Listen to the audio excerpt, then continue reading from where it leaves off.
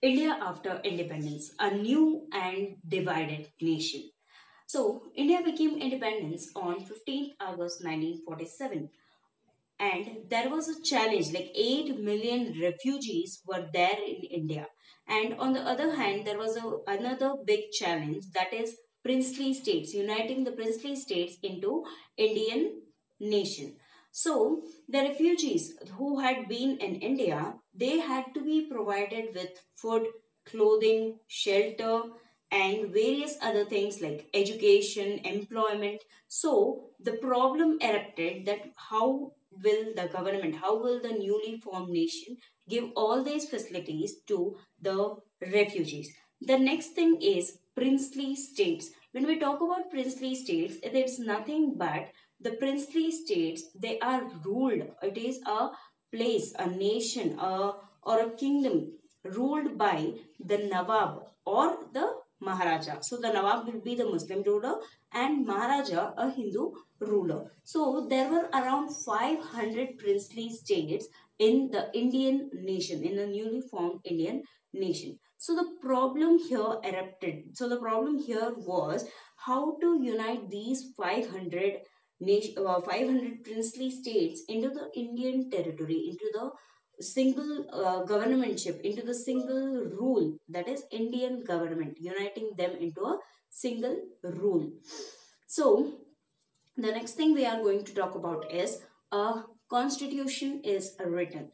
So from December 1946 to November 1949, there was continuous discussions, continuous debates, continuous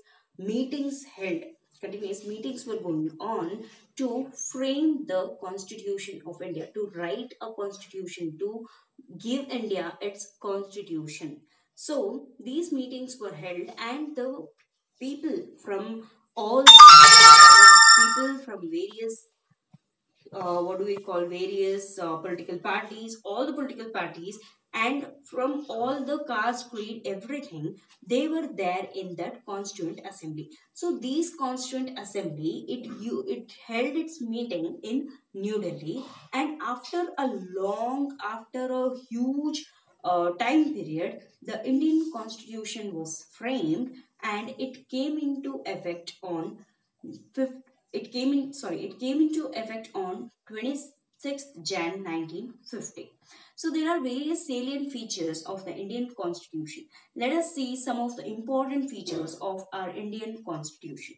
So the first and foremost feature of Indian constitution is longest and the lengthiest written constitution.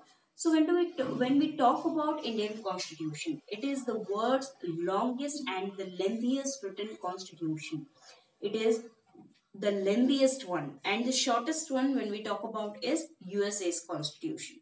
The next feature of Indian constitution is the franchise or the right to vote, universal adult franchise.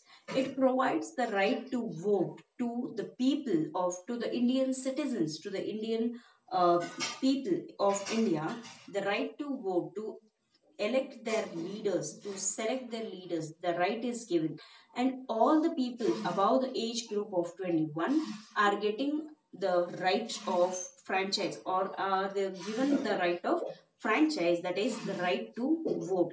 But now we all know that the voting age or the right to vote, the age of voting is 18 years.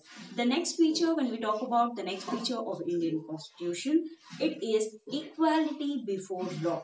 When we talk about equality before law, it means that all the people in the nation, each and every person in India, within India, he is equal. Everyone are equal before the law. No caste, no creed, no sex, no religion plays any kind of role when we talk about equality. So all are equal here. This is another feature.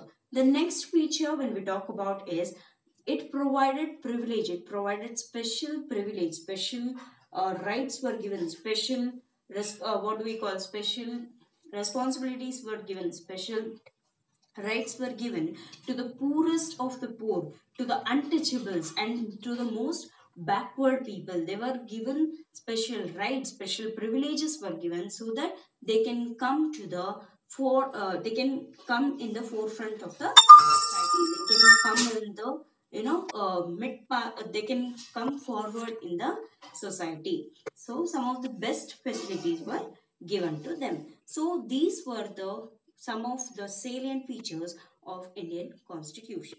Thank you.